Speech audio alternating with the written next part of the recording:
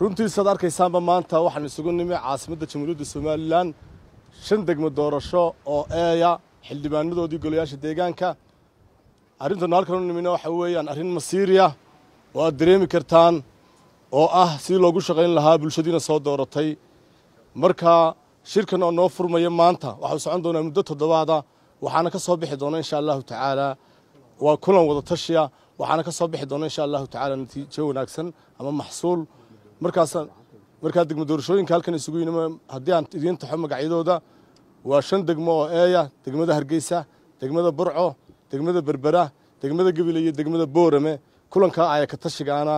maanta wax details halkan ku siin mayno laakiin faahfaahinta markay 7 cisho dhamaadaan insha Allah tacaala aynu sii wada jiray warbaahinta ula hadli doonaa aad iyo aad mahadsantihiin assalaamu calaykum waraxmatullaahi wabarakaatuh xildhibaan xogaan u helayna waxay sheegayaan inaad dalbanaysaan fadhiyadii aan caadiga ahayn maayiradaad xilka kaga qaadayseen